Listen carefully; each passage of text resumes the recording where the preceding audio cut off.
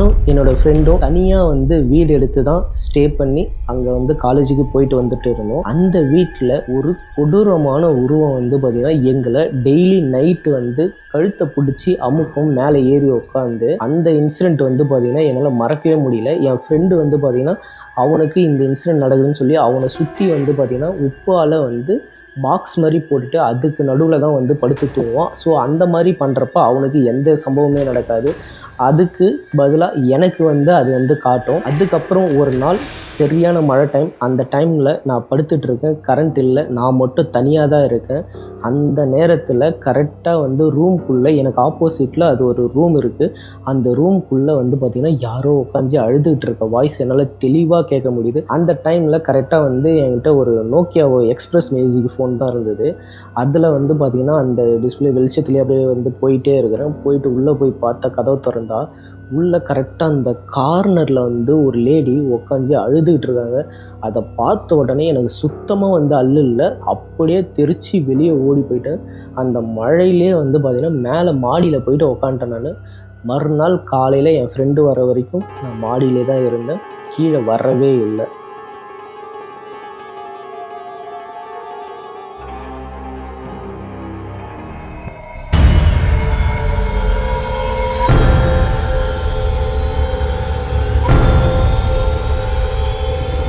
Hi hello guys, எல்லோரும் எப்படி இருக்கீங்க? நல்லா இருப்பீங்கன்னு நினைக்கிறேன் கண்டிப்பாக. அண்ட் நானும் ரொம்ப நல்லா இருக்கேன். கைஸ், இப்போ தான் நம்ம சேனலுக்கு நீங்கள் ஃபஸ்ட் டைமாக வரீங்கன்னா மறக்காமல் நம்ம சேனலை சப்ஸ்கிரைப் பண்ணிக்கிங்க. அண்ட் பெல் ஐக்கானையும் வந்து பார்த்தீங்கன்னா ஆலில் போட்டுங்க. அப்போ தான் நான் போடுற வீடியோ அடுத்தடுத்து உங்களுக்கு நோட்டிஃபிகேஷனாக வந்து சேரும். அண்ட் இன்னைக்கு என் லைஃப்பில் நடந்த ரியல் ஸ்டோரியில் செகண்ட் எபிசோடு இது. ஃபர்ஸ்ட் எபிசோட் நீங்கள் பார்க்காம இருந்தீங்கன்னா டிஸ்கிரிப்ஷனில் அதோட லிங்க் கொடுத்துருக்கேன். மறக்காமல் இந்த வீடியோ பார்த்துட்டு அந்த வீடியோவும் போய் பார்த்து சப்போர்ட் பண்ணுங்கள். என்ன கைஸ், ஸ்டோரி ஆரம்பிக்கலாமா? இந்த இன்சிடென்ட் எந்த ஊரில் நடக்குதுன்னா எனக்கு காரைக்காலில் நடக்குது. கரெக்டாக 2014.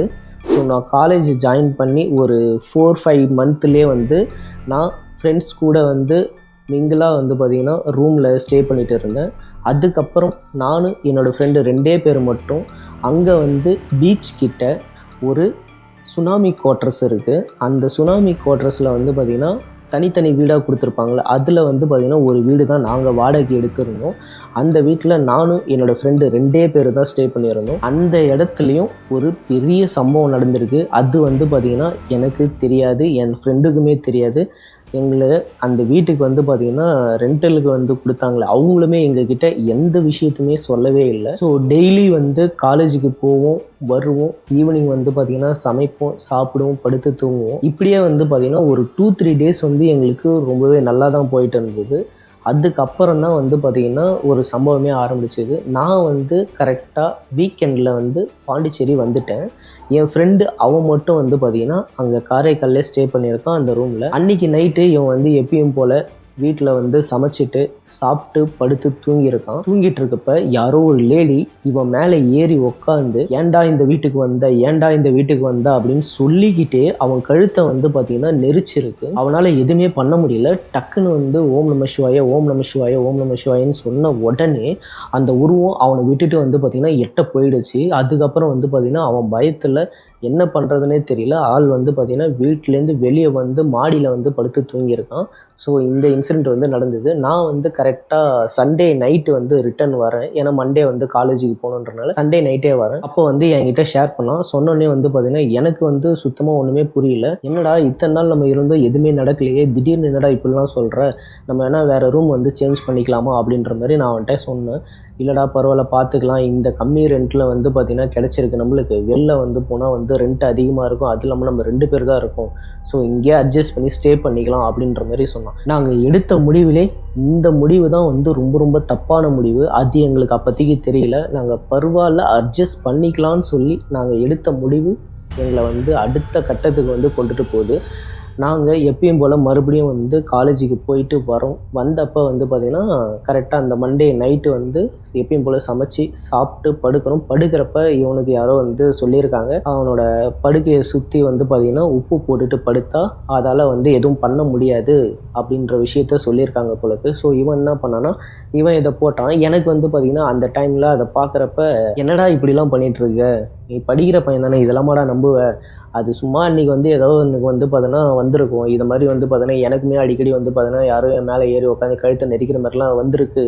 அது வந்து கனவா இல்லை என்னன்னு தெரியல அப்படின்ற மாதிரி அவங்ககிட்டயும் நான் வந்து பார்த்தீங்கன்னா சொன்னேன். அப்போ அவன் மறுபடியும் என்கிட்ட வந்து அந்த ஆர்குமெண்ட்டில் என்கிட்ட ஒரு விஷயத்த சொல்கிறான். இதை மாதிரி சம்பவம் எனக்குமே நடந்திருக்கு, ஆனால் வந்து வாய்ஸ்லாம் கேட்காது. ஆனால் எனக்கு வந்து பார்த்தீங்கன்னா ஏன்டா இந்த வீட்டுக்குள்ளே வந்த அப்படின்ற மாதிரி அந்த லேடி வந்து பார்த்தீங்கன்னா குரல் எனக்கு தெளிவாக கேட்டுது. அதை சொல்லிக்கிட்டே தான் என் கழுத்தை வந்து நெரிச்சுது அப்படின்ற விஷயத்த அவன் சொல்கிறப்ப எனக்கு வந்து பார்த்தீங்கன்னா அவன் சொல்கிறத கேட்ட உடனே எனக்கு அப்போ தான் வந்து யோசனையே வருது. ஆமாம், எனக்குமே அந்த மாதிரி விஷயம் நடந்திருக்கு, ஆனால் எதுவும் வாய்ஸ்லாம் கேட்ட மாதிரி இல்லையே, ஒருவேளை இது மேபி வந்து பார்த்தீங்கன்னா இவன் தனியாக இருக்கனால அப்படி தோணி இருக்கலாம் அப்படின்ற மாதிரி நான் வந்து எல்லாத்தையும் கேஷுவலாக எடுத்துக்கிட்டு நான் வந்து பார்த்தீங்கன்னா தனியாக நான் படுத்துட்டேன். அவன் என் பக்கத்தில் படுத்துருக்கான். சேம் கரெக்டாக அவனுக்கு நடந்த மாதிரியே நான் நைட்டு தூங்கிட்டு இருக்கப்ப என்னோட நெஞ்சு மேலே ஏறி உட்காந்து ஏன்டா இந்த வீட்டுக்கு வந்தீங்கன்னு சொல்லிக்கிட்டே என்னோட கழுத்தையும் வந்து பார்த்தீங்கன்னா பிடிக்க ஆரம்பிச்சிருச்சு. டக்குன்னு வந்து பார்த்தீங்கன்னா எனக்கு என்ன பண்ணுறது தெரியல. இவன் சொன்ன விஷயம் வந்து பார்த்தீங்கன்னா எனக்கு அந்த டைமில் கரெக்டாக வந்து ரீகால் ஆகும். நானுமே வந்து ஓம் நம சிவாய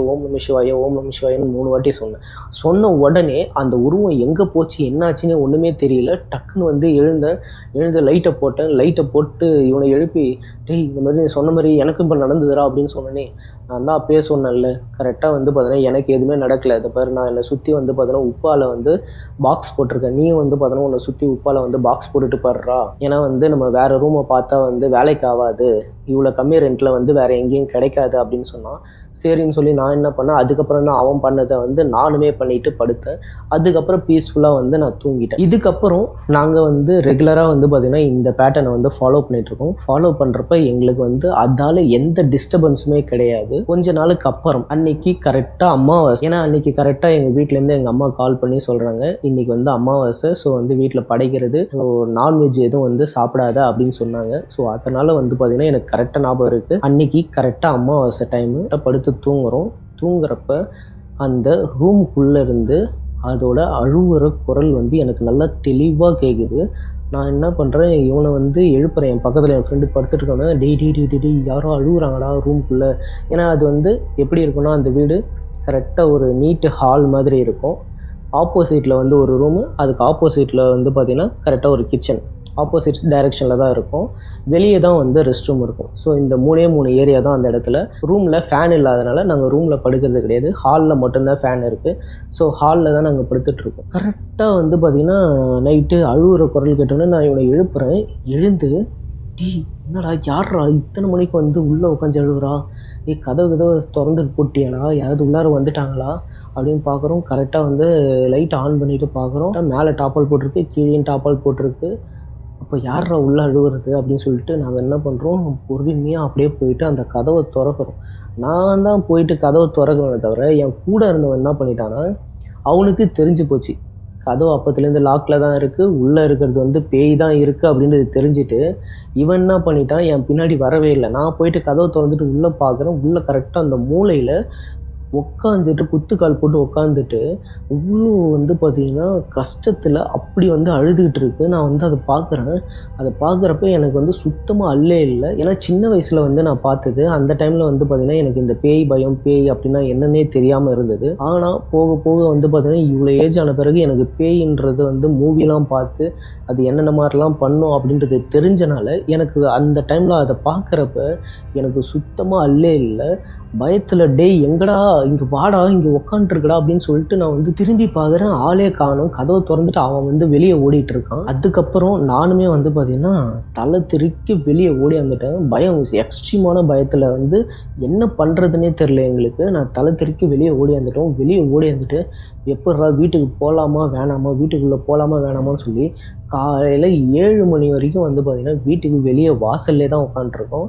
ஆனால் நாங்கள் வீட்டை விட்டு வெளியே ஓடியாந்த ஒரு 2 மினிட்ஸ் 3 மினிட்ஸ் இருக்கும். அது வரைக்கும் அழுகுற சவுண்டு நல்லா தெளிவாக கேட்டுக்கிட்டே தான் இருக்குது. ஏன்னா நாங்கள் வீட்டுக்கு வெளியே இருந்து அதை கேட்டுக்கிட்டு தான் இருக்கிறோம்.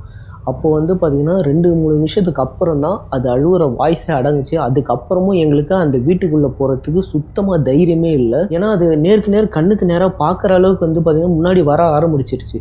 இதுக்கு முன்னாடி தூங்குறப்ப மேலே ஏறி உக்காந்து அமுக்குச்சு கழுத்தை. ஆனால் இப்போ வந்து நேருக்கு நேராக வர ஆரம்பிக்குது. அதனால் வந்து உள்ளே போகலாமா வேணாமான்னு சொல்லிட்டு யோசனையில் நாங்கள் போவே இல்லை பயத்தில். மறுநாள் காலையில் வந்து கரெக்டாக எங்கள் வீட்டுக்கு ஆப்போசிட்டில் அந்த குவார்ட்டர்ஸில் ஆப்போசிட்டில் வந்து இருக்கிறவங்க வராங்க. என்னப்பா வெளியே நின்றுட்டுருக்கீங்க, என்ன ஆச்சு என்னாச்சு ஏன் அப்படின்னு சொல்லி கேட்குறப்ப நான் வந்து அவங்கள்ட்ட இந்த மாதிரி நடந்தது அப்படின்ற விஷயத்த ஓ அவள் இப்போ அங்கே வந்துட்டாளா அப்படின்னு சொல்லி அவங்க வந்து பார்த்தீங்கன்னா கேஷுவலாக சொல்கிறத பார்த்து எங்களுக்கு சுத்தமாக அல்லே இல்லை. அப்போ வந்து பார்த்திங்கன்னா அந்த லேடி யாருன்ற விஷயம் அவங்களுக்கு நல்லாவே தெரிஞ்சனால அவங்க அவ்வளோ கேஷுவலாக சொல்கிறாங்க. ஸோ அதுக்கப்புறம் யார் அவங்க அப்படின்ற விஷயத்த அவங்கள்ட்ட கேட்குறோம். நாங்கள் கேட்குறப்ப அவங்க வந்து சொல்கிறாங்க, எங்கள் ஆப்போசிட் வீட்டில் தான் அந்த லேடி வந்து குடியிருந்திருக்காங்க. குடியிருந்தப்போ வந்து ஹஸ்பண்ட் அண்ட் ஒய்ஃபு அவங்களுக்கு ஒரு குழந்தை இருக்குது. அவங்க ஹஸ்பண்ட் வந்து பார்த்திங்கன்னா தன்னோட ஒய்ஃப் மேலே ரொம்பவே சந்தேகப்பட்டுக்கிட்டு இருந்தனால அவங்க வந்து என்ன பண்ணிட்டாங்கன்னா சூசைட் பண்ணிட்டாங்க, தூக்கு மாட்டி இறந்து. அதுக்கப்புறம் அவங்களோட ஆத்மா வந்து அவங்க வீட்டுக்காரனை வந்து பார்த்திங்கன்னா நிம்மதியாக வாழ விடக்கூடாது அப்படின்றதுக்காக அந்த வீட்டில் நிறைய அட்டகாசம் பண்ணியிருக்குது. அதுக்கப்புறம் தன்னோட குழந்தைய எப்படியாவது வந்து வளர்க்கணும் அப்படின்ற காரணத்துக்காக அவர் என்ன பண்ணிட்டாருன்னா அந்த வீட்டை காலி பண்ணிவிட்டு ஆள் வந்து போயிட்டுருக்காரு. இந்த விஷயம் வந்து இவங்கள்ட்ட இந்த விஷயம் சொல்கிறாங்களா, அந்த அக்கா வந்து பார்த்திங்கன்னா அந்த வீட்டுக்கு வந்ததுக்கப்புறம் இவங்களுக்கு ஆக்டிவிட்டீஸ் வந்து நடக்க ஆரம்பிச்சிருக்கு. டெய்லி வந்து பார்த்திங்கன்னா அவங்க வீட்டில் வந்து ஈவினிங் வந்து விளக்கேற்றுவாங்களாம். இதுக்கு முன்னாடி அவங்க வாடகை இருந்த இடத்துல. ஆனால் இந்த வீட்டுக்கு வந்ததுலேருந்து விளக்கேற்ற முடியல, கோயிலுக்கு போக முடியல, இந்த மாதிரி தடங்களாகவே வந்துட்டுருக்கு. வீட்டில் வந்து நிறைய சண்டை வந்துகிட்டே இருக்குது. இந்த மாதிரி விஷயம்லாம் வந்து கண்டினியூவாக வந்து நடந்துகிட்டே இருக்கனால இவங்க என்ன பண்ணியிருக்காங்க, ஒரு பூசாரிக்கிட்ட போயிட்டு இந்த மாதிரிலாம் எங்கள் வீட்டில் நடக்குது, இது வரைக்கும் இப்படிலாம் இருந்ததில் எங்கள் ஃபேமிலி வந்து ரொம்பவே சந்தோஷமாக தான் இருந்தோம், ஆனால் இந்த வீட்டுக்கு வந்ததுலேருந்து இந்த மாதிரி இருக்குது அப்படின்னு சொல்லிட்டு இவங்க வந்து என்ன பண்ணியிருக்காங்க கேட்டிருக்காங்க. கேட்டதுக்கு அவர் என்ன பண்ணுறது, ஒரு பூஜை ஒன்று பண்ணி மந்திரிச்ச ஒரு லெமன் வந்து கொடுத்துருக்காரு. அந்த லெமனை வீட்டுக்கு எடுத்துகிட்டு போன அன்னைக்கு அதோட ருத்ர தாண்டவத்தே ஆடி இருக்கு. என்னென்ன பண்ணியிருக்குதுன்னா அவங்களே வந்து பார்த்திங்கன்னா பொசஸ் பண்ணிட்டு அவங்களோட ஹஸ்பண்டை வந்து பார்த்திங்கன்னா கொலை பண்ணுறதுக்கு கத்தி எடுத்துக்கிட்டு குத்துறதுக்கு போயிருக்காங்க. ஸோ அதுக்கப்புறம் வந்து பார்த்திங்கன்னா எப்படியோ கடவுள் புண்ணியத்தில் அவருக்கு எதுவும் ஆகலை. இவர் வந்து பார்த்திங்கன்னா அவங்கள வந்து கண்ட்ரோல் பண்ணி அவங்கள கட்டி போட்டு அதுக்கப்புறம் இவங்கள கூட்டுட்டு போய் பேயை ஓட்டியிருக்காங்க, இவங்களுக்கு பிடிச்ச அந்த பேயை.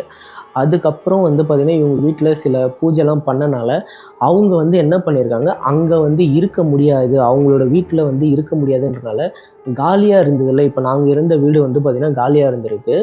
அந்த வீட்டுக்கு வந்து இவங்க நேராக வந்துட்டுருக்காங்க இறந்தவங்க. இவங்க அங்கே வந்து இருக்கிறது தெரியாமல் எங்களுக்கு முன்னாடி வந்து பார்த்திங்கன்னா 2-3 ஃபேமிலி வந்து அந்த இடத்துல ஸ்டே பண்ணி அவங்க ஃபேமிலி வந்து பார்த்திங்கன்னா நிறைய பிரச்சனை வருது அப்படின்றதுனால அவங்களும் காலி பண்ணிட்டு போயிருக்காங்க. கிட்டத்தட்ட வந்து பார்த்தீங்கன்னா ஒரு 1.25 வருஷமாக அந்த வீடு பூட்டின நிலைமையிலே தான் இருந்திருக்கு. இது வந்து தெரியாமல் நாங்கள் வந்து கம்மியாக வாடகை கிடைக்குதே அப்படின்றது காரணத்துக்காக நாங்கள் என்ன பண்ணிட்டோம், அந்த இடத்துக்கு வந்து போயிட்டோம். போனனால இவ்வளோ சம்பவம் வந்து பார்த்திங்கன்னா நடந்திருக்கு. ஸோ அதுக்கப்புறம் வந்து நாங்கள் டிசைட் பண்ணிட்டோம், இவங்க சொன்னதை கேட்டுட்டு இதுக்கப்புறம் நம்ம இங்கே இருந்தால் நம்மளால் பீஸ்ஃபுல்லாக வந்து படிக்க முடியாது. ஏன்னா இப்போ அது நம்மளுக்கு நேராகவே அதோட உருவத்தை காட்ட ஆரம்பிச்சிருச்சு. இதுக்கப்புறம் வந்து பார்த்திங்கன்னா இவங்கள பொசஸ் பண்ண மாதிரி நம்மளை பொசஸ் பண்ணிச்சுன்னா ஒன்றை கண்ட்ரோல் பண்ண முடியாது, இல்லை என்ன பண்ணுச்சுன்னா வந்து என்ன ஒன்றால் கண்ட்ரோல் பண்ண முடியாது. ஏதாவது வந்து சம்பவம் நடந்துடும். நம்ம வந்திருக்கிறது இங்கே படிக்கிறதுக்காக வந்திருக்கோம், அதனால் ரிஸ்க் எடுக்க வேண்டாம் அப்படின்ட்டு நாங்கள் என்ன பண்ணிட்டோம், நெக்ஸ்ட் டேவே வந்து ஹவுஸ் ஓனர்கிட்ட எங்களால் இதுக்கப்புறம் இங்கே இருக்க முடியாது, இந்த மாதிரி பிரச்சனை இருக்குது அப்படின்னு சொன்ன பிறகு இல்லைப்பா அந்த மாதிரி பிரச்சனைலாம் இப்போ ரீசெண்டாக இல்லைப்பா அப்படின்ற மாதிரி சொன்னாங்க. சரி அவங்க சமாளிக்கிறாங்கன்ற விஷயம் எங்களுக்கு நல்லாவே தெரிஞ்சிருச்சு. நாங்கள் என்ன சொல்லிட்டோன்னா, இதுக்கப்புறம் யாருக்காவது வாடகைக்கு விடுறீங்கன்னா அவங்கள்ட்ட தயவு செஞ்சு இது மாதிரி விஷயம் வந்து நடந்திருக்குன்றத சொல்லிடுங்க. வரவங்க வந்து வீட்டுக்கு வரப்பே கணபதி ஆகும் அந்த மாதிரிலாம் வந்து பண்ணிவிட்டு அவங்க வந்து வருவாங்க. ஸோ அவங்க வந்து கொஞ்சம் சேஃபாக இருப்பாங்க அப்படின்ற மாதிரி அவங்கக்கிட்ட நாங்கள் சொல்லிவிட்டு நாங்கள் அதுக்கப்புறம் அங்கேருந்து வேறு இடத்துக்கு போயிட்டோம். ஸோ இந்த சம்பவமும் என்னோடய லைஃப்லேயே வந்து பார்த்திங்கன்னா கண்டிப்பாக மறக்கவே முடியாத ஒரு சம்பவம். ஸோ இந்த வீடியோ வந்து பார்த்திங்கன்னா கண்டிப்பாக உங்களுக்கு பிடிச்சிருக்கும்னு நினைக்கிறேன். பிடிச்சிருந்ததுன்னா மறக்காமல் நம்ம சேனலை சப்ஸ்கிரைப் பண்ணி அண்டு பெல் பட்டனையும் வந்து ஆலில் போட்டுக்கங்க. உங்கள் ஃப்ரெண்ட்ஸ் அண்ட் ஃபேமிலி எல்லாருக்குமே வந்து ஷேர் பண்ணி சப்போர்ட் பண்ணுங்கள். இதே மாதிரி உங்களோட லைஃப்லையும் ஏதாவது அமானுஷ்யமான திகிலான சம்பவம் ஏதாவது நடந்திருந்தால் நம்மளோட ஸ்பூக்கி ஆடியன்ஸுக்கு ஷேர் பண்ணணும்னு நினச்சிங்கன்னா நீங்கள் தாராளமாக எனக்கு வந்து பார்த்திங்கன்னா மெயிலில் வந்து உங்கள் ஸ்டோரியை வந்து சென்ட் பண்ணலாம். அப்படி இல்லைனா என்னோட இன்ஸ்டாகிராமோட லிங்க்கும் வந்து கீழே டிஸ்கிரிப்ஷனில் கொடுத்துருவேன். இன்ஸ்டாகிராமில் வந்து உங்களோட ஸ்டோரியை வந்து வாய்ஸ் நோட்டாக கூட எனக்கு வந்து சென்ட் பண்ணலாம். ஸோ கண்டிப்பாக வந்து பார்த்திங்கன்னா உங்களோட ரியல் லைஃப் ஸ்டோரியும் வந்து நம்ம ஸ்பூக்கி சேனலில் வரும். அடுத்து ஒரு இன்ட்ரெஸ்டிங்கான சூப்பரான வீடியோவில் வந்து உங்களை மீட் பண்ண வரேன். அது வரைக்கும்